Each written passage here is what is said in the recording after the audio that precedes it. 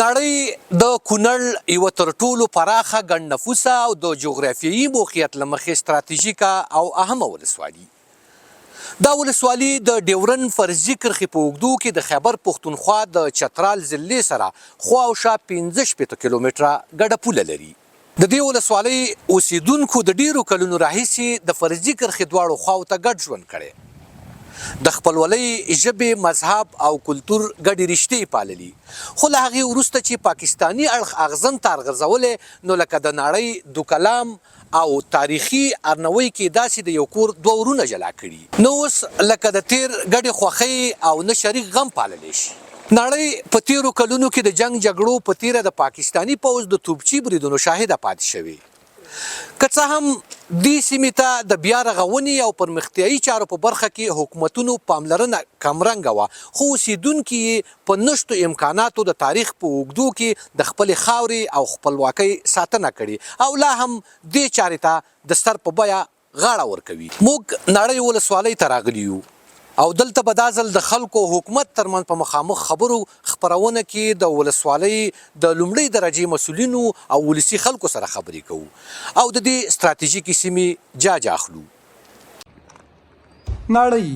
دا ولسوالي د مرکز صداباد ختیځ ته په 15 کیلومترۍ کې پرته ده چې د خیبر پښتونخوا د چترال او دیر ضلعې سره 45 کیلومتره ګډه پوله لري. د نړۍ شمال ته د نورستان کامدیش، جنوب ته یې د کونړ غازی آباد، ختیځ ته یې خیبر پښتونخوا او لویدیځ ته یې د نورستان او غازی آباد ولسوالیو سیمې نښتې دي. نړۍ ولسوالي 525 کیلومتره مساحت لري. په سمه او غرنیو سیمو کې 145 لوی او کوچني کلي آباد دي چې خواوشا 150,000 خلک پکې ژوند کوي. د کونړ دغه ولسوالۍ کې 15 لوی قومونه سلارزي، مشواڼي، ګوجر، نورستاني او کوهستاني د خپلو شریکو مشترکاتو او ګټو په درلودلو سره له اوږدې مودې راهیسې د خوښۍ او ارامۍ ګډ ژوند کوي. نړۍ د خپل جغرافیوي موقعیت او جوړښت له مخې مهمه، ښکلې او په پریمانه اوبو، ځنګلونو، میوو او نورو زراعتي پیداوارو مړه سیمه ده. دا ولسوالي 49,000 هکټاره ځمکه کې طبیعي ځنګلونه لري، 12,000 هکټاره آبي او للمي ځمکې لري چې د کال بیلابیلو موسمونو کې ترې ډول ډول کرنیز محصولات او زراعتي پیداوار د کروندګرو لاسته ورځي. غوزان، جلغوزي، ټیټاکې یاشنۍ، ګورګوري او تور املوکاني ځنګلي میوه ده چې نورو سیمو ته هم د خرڅلاو لپاره لیږدول کیږي. ساوخړ، باټاش، چیرګل او کرچیګل د نړۍ لوی او مشهوري زرغونې درې دي چې د وروستیو کې د هیواد له بیلابیلو سیمو سیلانیان هم ورمات شوي دي. پنیر، د غوا غوړي او سپینه شوروا د نړۍ مشهور خواړه دي چې ډیر ځله د اشرونو ګډ کار، د غم ښادۍ او په ځانګړو مراسمو کې د برخوالو خوراک وي. موږ د خلک او حکومت ترمنځ مخامخ خبرې خپرونې د ثبت لپاره دا ځل د کونړ نړۍ ولسوالۍ ته راغلي یو.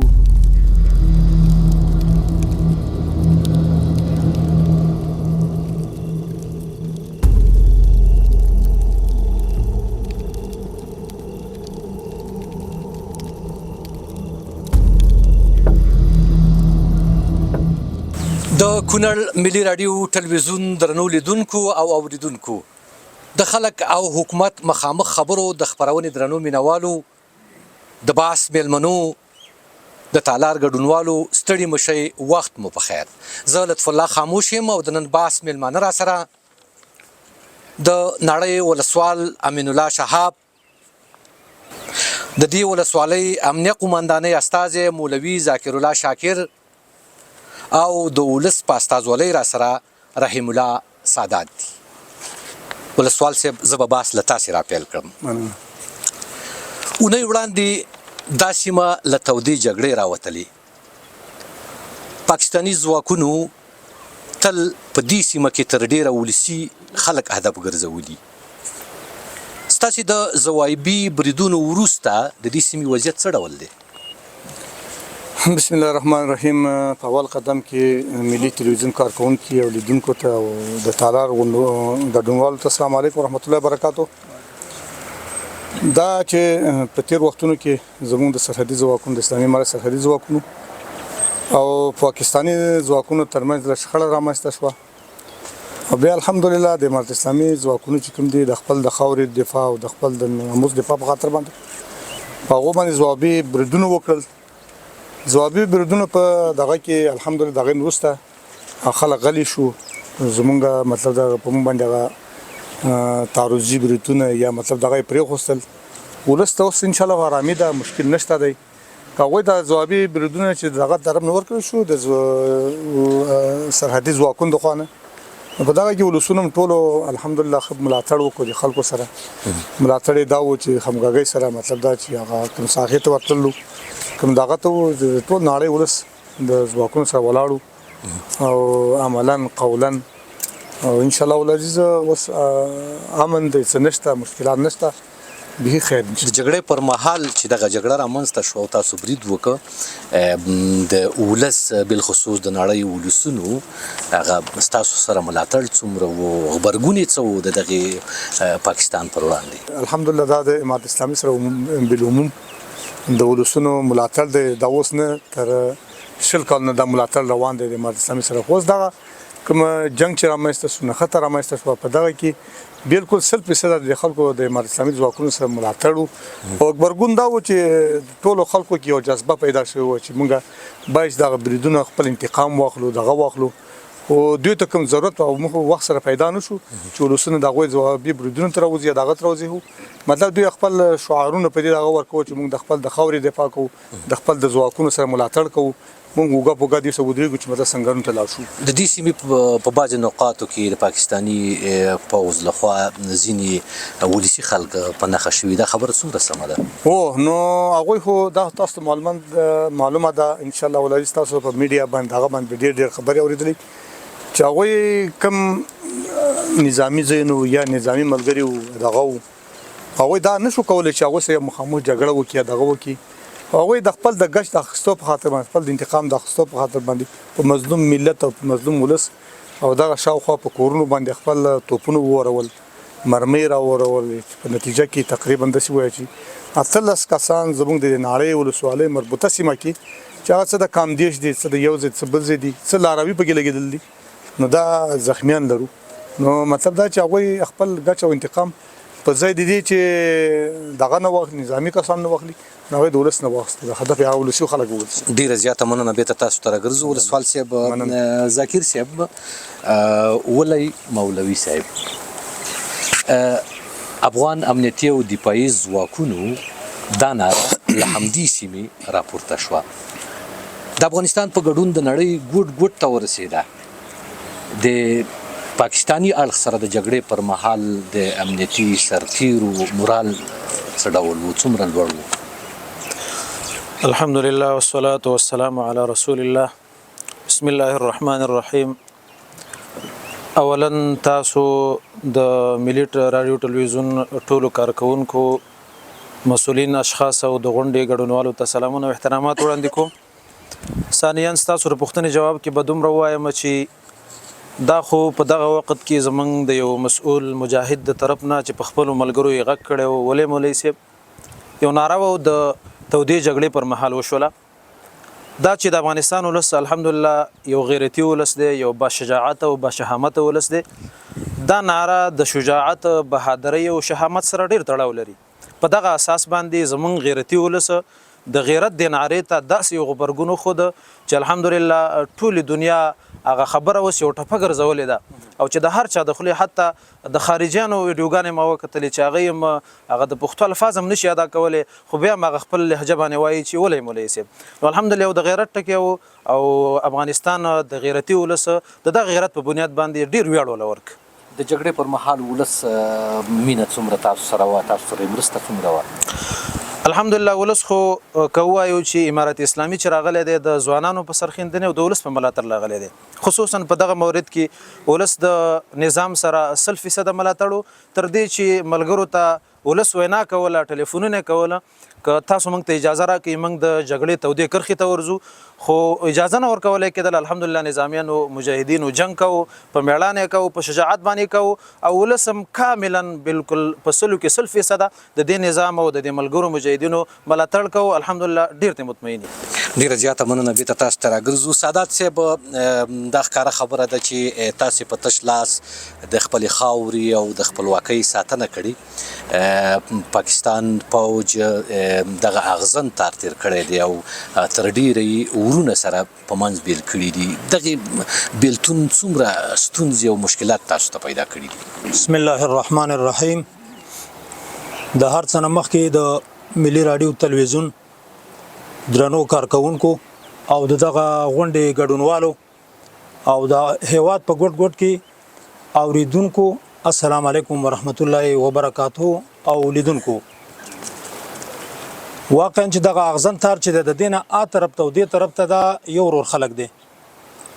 دا کم قومونه چې دلته اوسېږي هم دغه قومونه دي چې د دې یو ورور ا طرف ته اوسېږي. د دې اغزن تار په غزولو باندې زمونږ هغه غم او خادي چې به موږ په خوښۍ او خوشحالیو کې هلته تللو او هغوی به په غم او خوښۍ او خوشحالیو کې دلته راتلل. موږ به د یو بل سره خوښیانې لمانځلې او د یو بل سره به مو په غمونو کې د یو بل سره په غمونو کې تعزیت کوو او د یو بل ډاډ او ډاډګیرنه به مو کوله. د دغه اغزن تار په وجه باندې هغه صله رحمي، هغه مینه او محبت، هغه ورورولي او اخوت دا بالکل د منځه لاړه. ډېر کله موږ داسې صحنه لیدلې ده چې دلته او هلته ما درته مخکې ویل چې یو ورونه هلته اوسېږي او دلته اوسېږي. دلته زموږ خور وفات شوې ده یا دلته زموږ ورور وفات شوی دی، هلته د هغې پلار دی یا هلته د هغې لور ده. هغه د اغزن تار نه ا طرف ته په ویر او په جړا باندې وخت تېر کړی دی او دلته هغه پلار چې وفات شوی یا خور وفات شوی ده د هغې هغه خپلو خپلوانو دلته په یو لوی غم باندې چې یو طرف ته پلار او خور وفات شوي ده او بل طرف ته چې هغه خویندې ورونه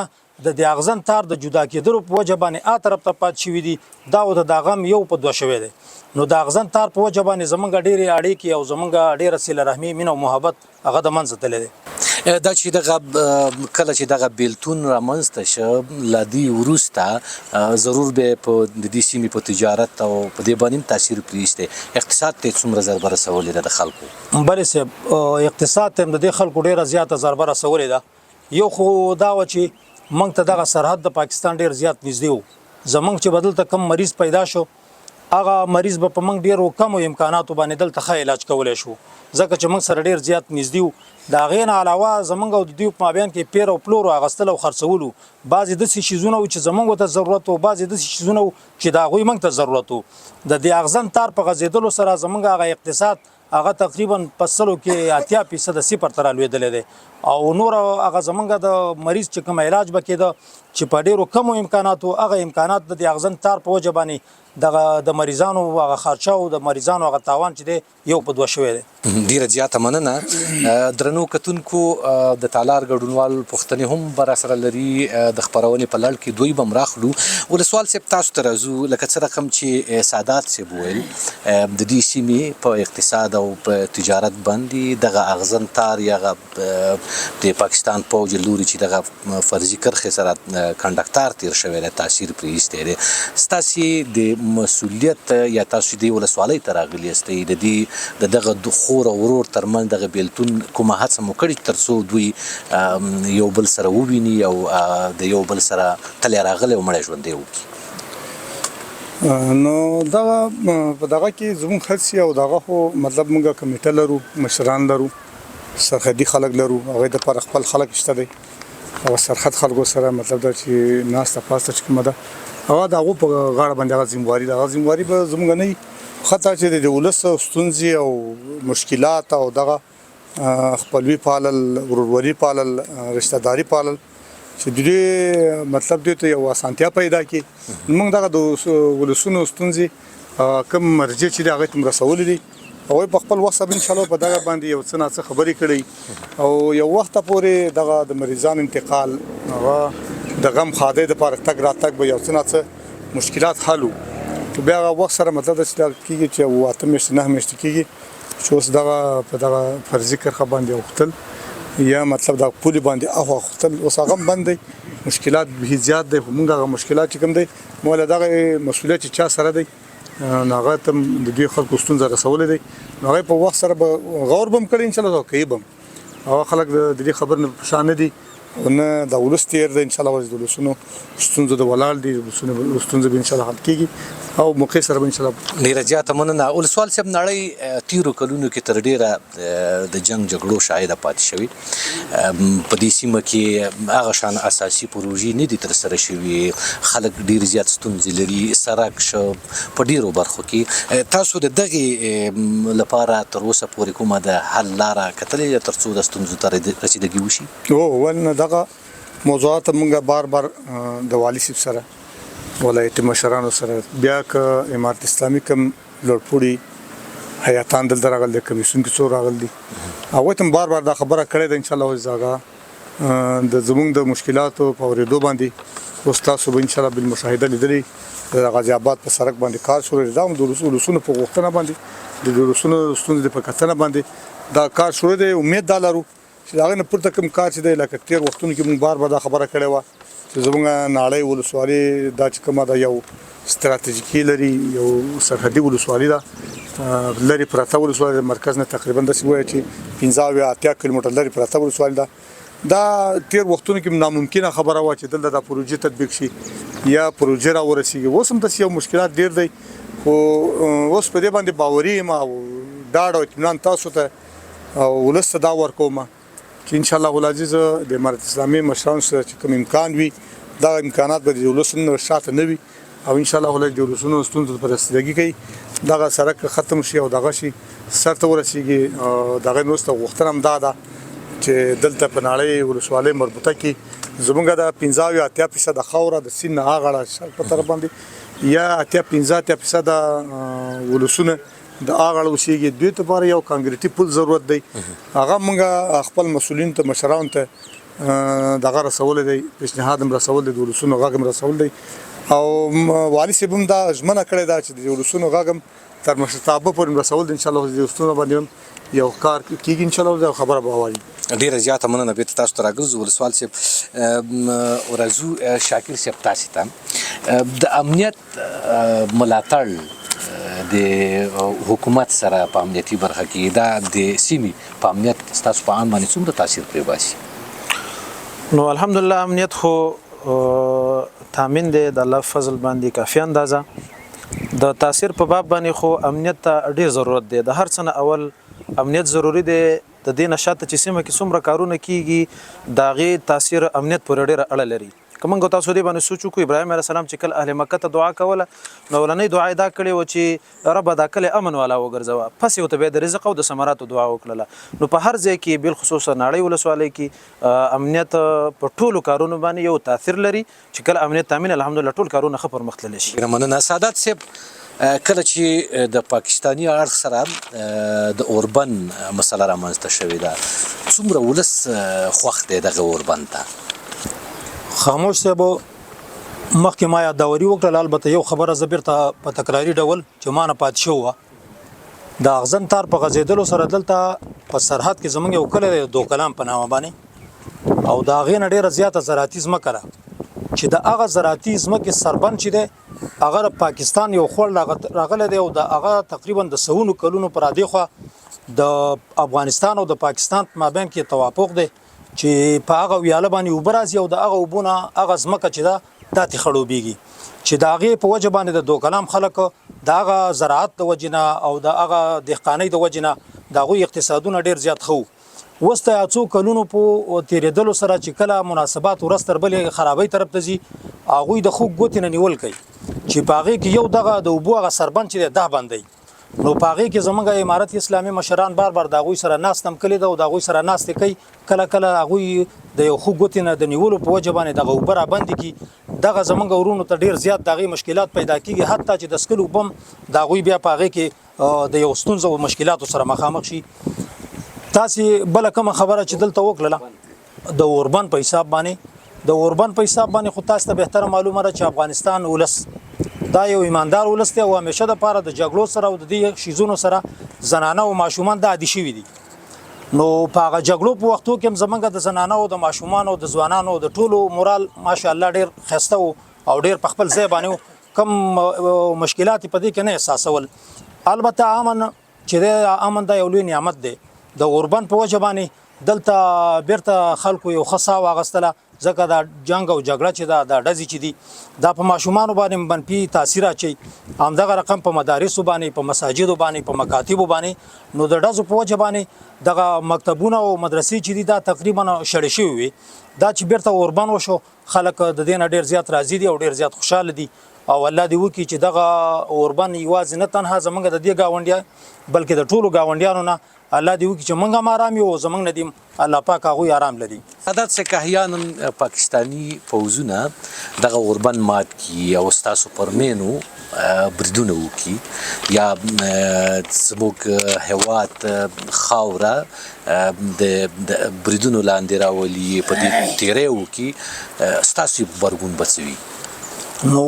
زمونږ خو اولنی سوال دا دی چې هغه یو اسلامي هېواد دی او موږ مسلمانان یو. ګاونډي په ګاونډي باندې حق لري، باید موږ خپل هغه کم حقوق چې دي پیژندلي دي او موږ یې پیژنو. لکه څنګه چې موږ د هغې سره خپل ګاونډګرت کوو، باید موږ سره دغسې خپل ګاونډګرت وکړي. افغانستان همیشه دپاره جګړه خوښونکی هېواد نه دی، بلکې دا سوله خوښونکی هېواد دی. خو کله چې څوک دا جګړې ته مجبور کړي نو بیا به خامخا سړی د هغې په مقابله کې جواب وایي.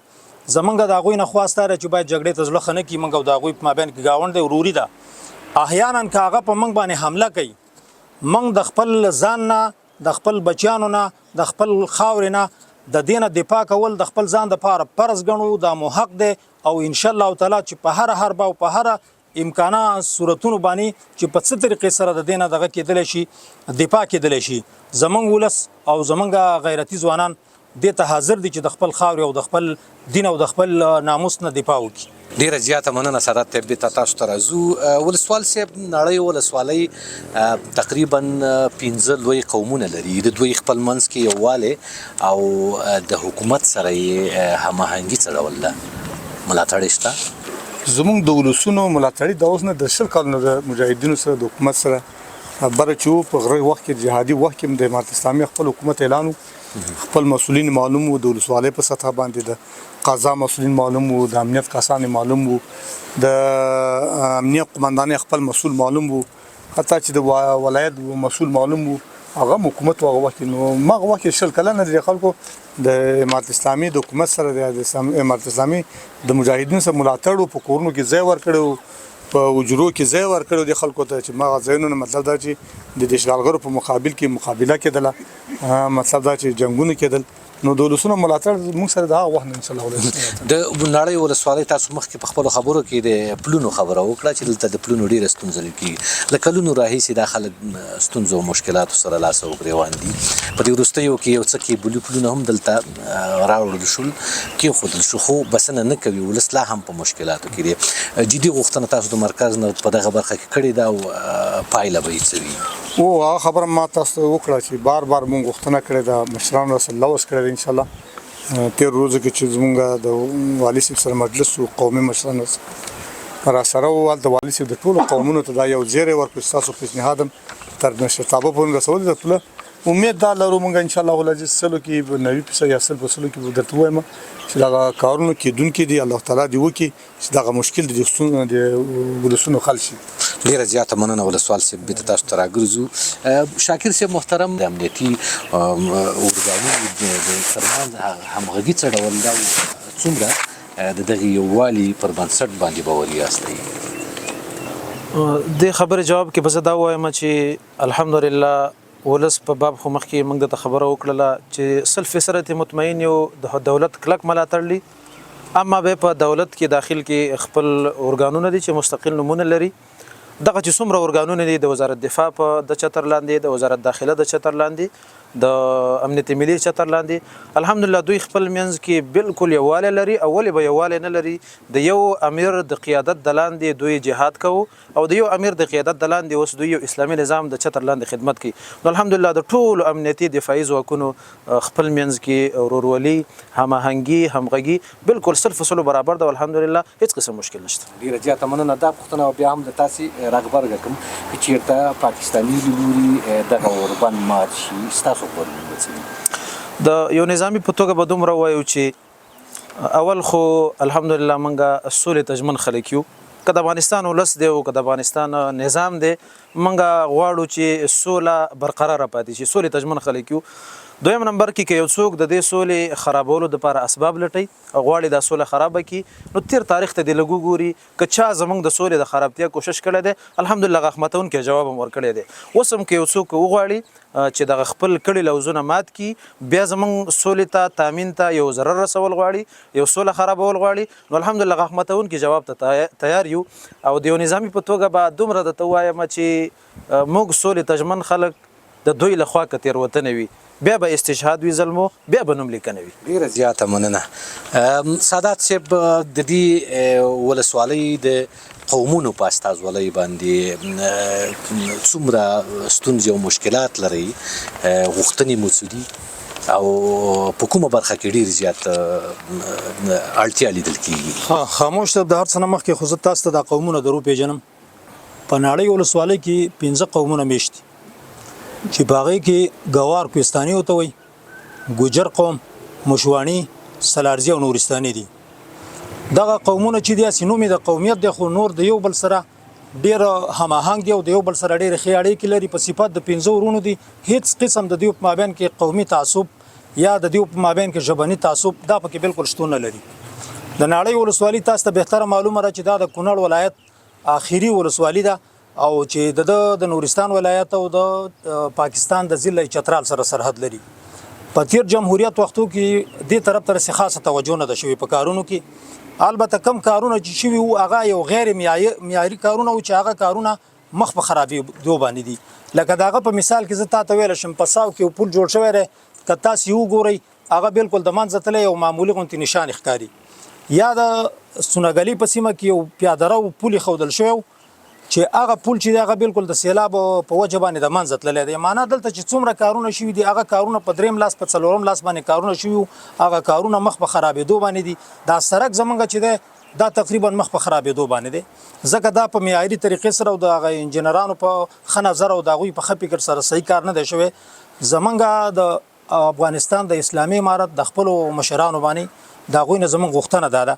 لکه څنګه چې مخکې ولسوال صاحب مهرباني وکړله زمونږ نړۍ ولسوالي چې دا د چترال او د نورستان سیند په منځ بیله کړې ده زمونږ تقریبا 80% ولسونه دا د سیند نه پورې غاړه شرق طرف ته موقعیت لري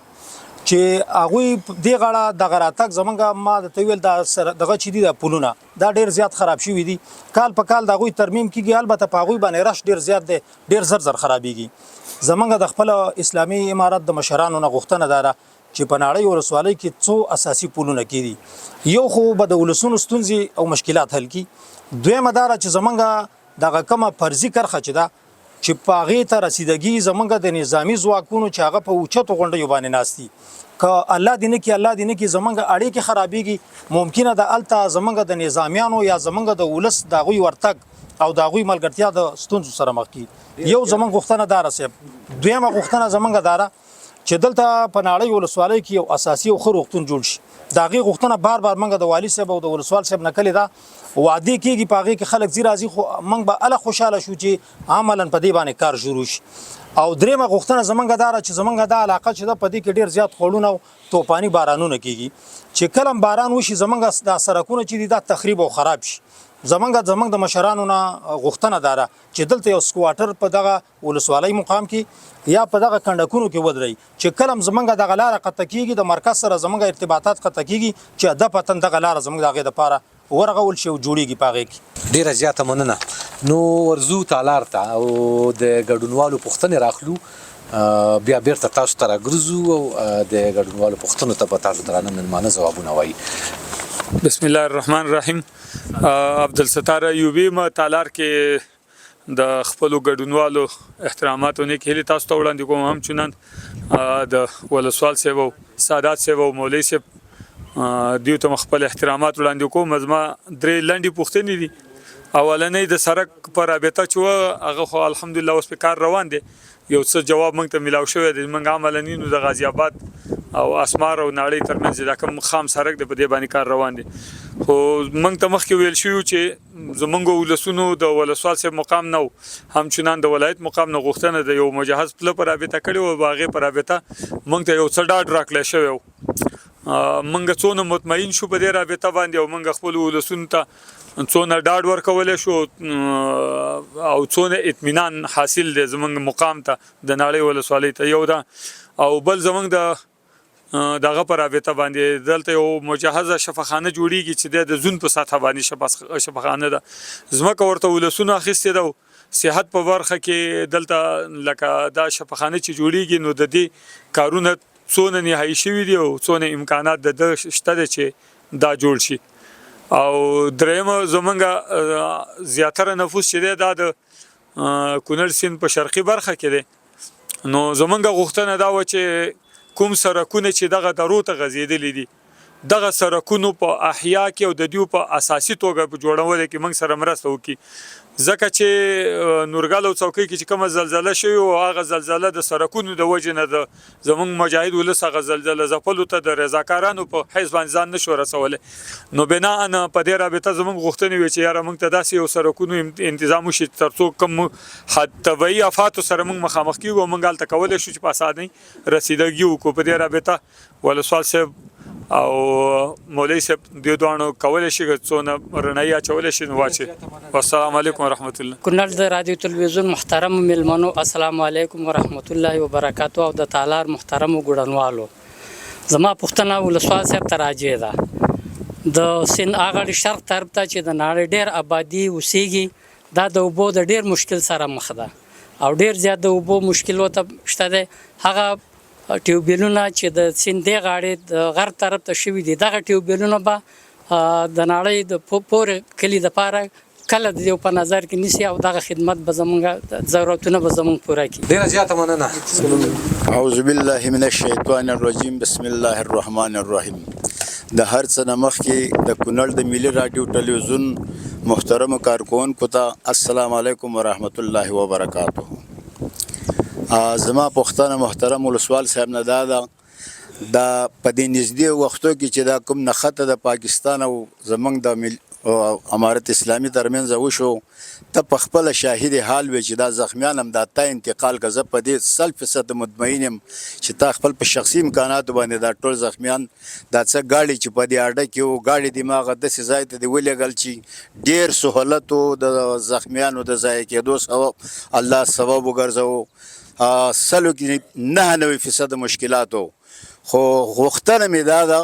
یو خو د کلام داسې سرحدي کلی دی مخکې سادات صاحب د هغه ولې په مطابق ویل. دویم دا چې زموږ د ملي اردو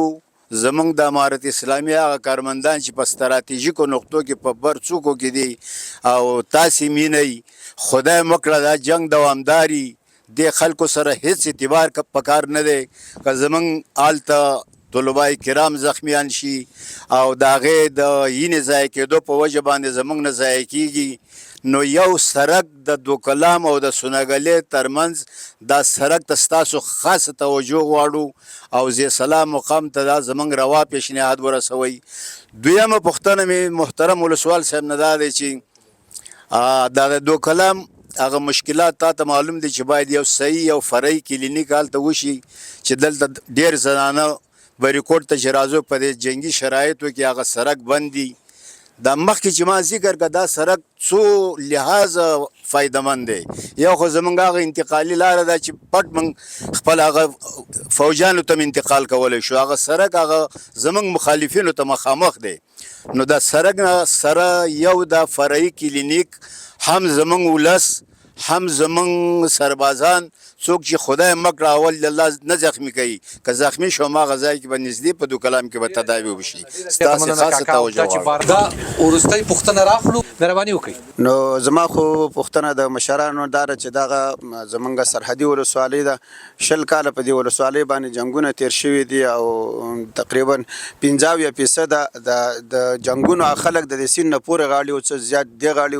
نو زیات مشکل موږ ته پورې غاړي دی. نو باید زیات الته کارونه نه بس ځای نه دي شوي نو زمونږ دغه چې کوم ضرورتونه پورې غاړې دي دغه مشکلات تاسو مشرانو ته رسولي که نه کوم وعدې در سره شوي دي او که نه په دې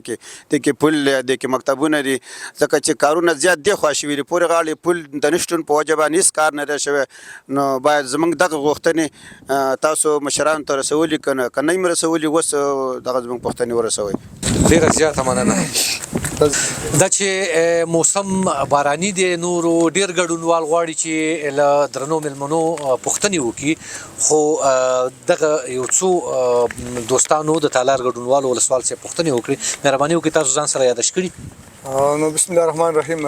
یقینا چې حالات موسم تاسو وینئ نو په دې باره کې ډېر بحث او خبره کول غواړي لنډ جواب زه تاسو دې خبرو دا کوم چې حاجي صاحب عبدالستار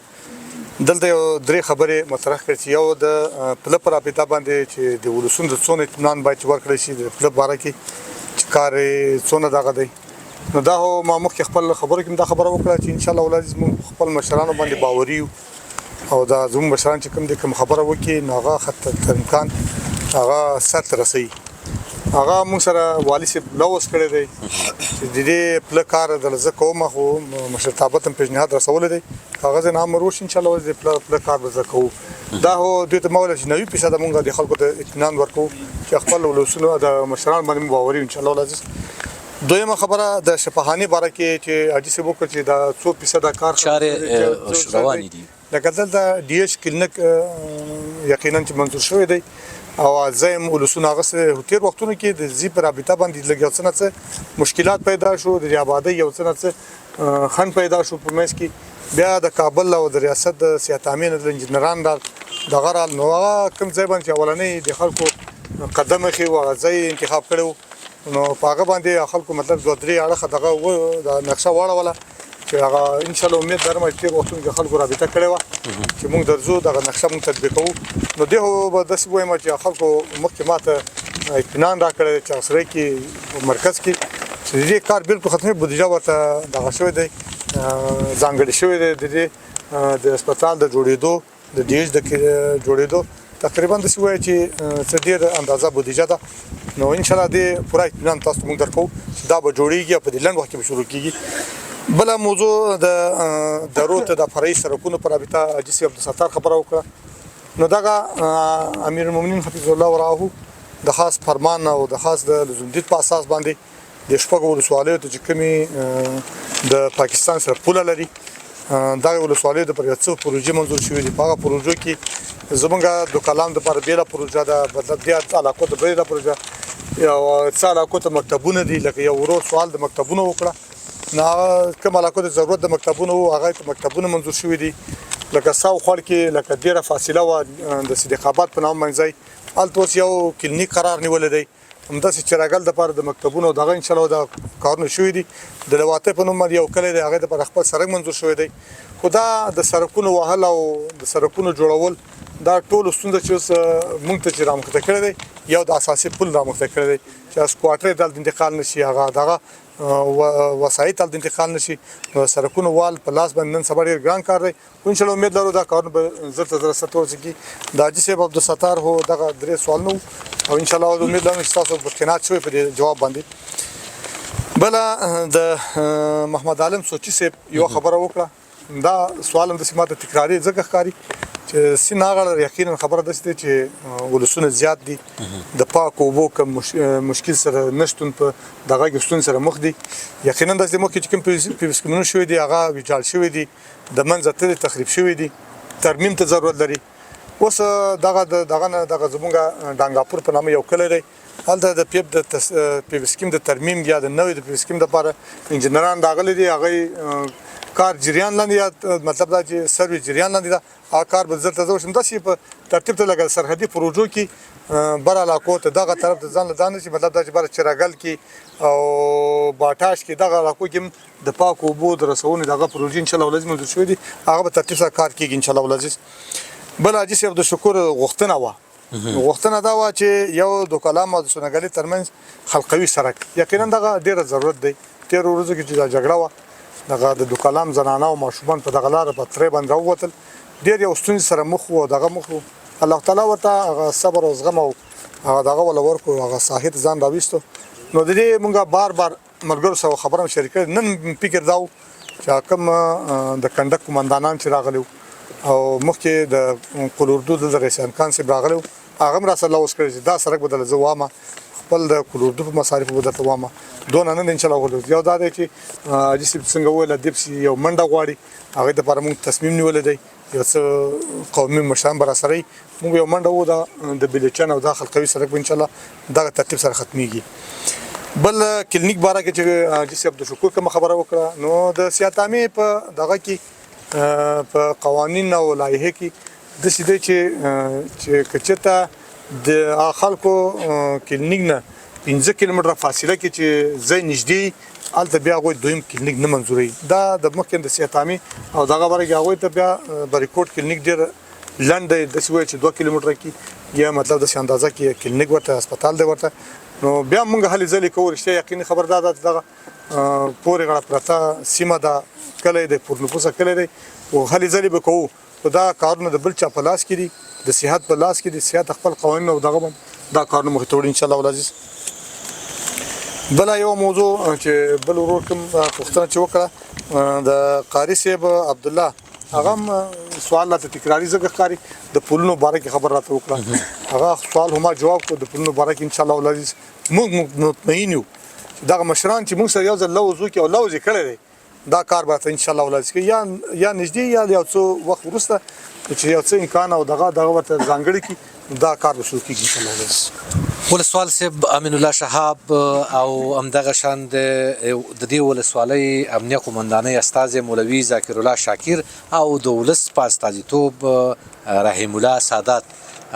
د تالار درنو ګډونوالو د کونړ ملي رادیو ټلویزیون رادیو او خواله رسنیو درنو اوریدونکو ډیره زیاته مننه چې تر دې دمه موږ سره پات شوي په خبرونه کې یو ځل بیا چې بدرانه خدمت ته راځم تر هغې مو بخون کې رب سپارم خات آباد او خوشاله اوسئ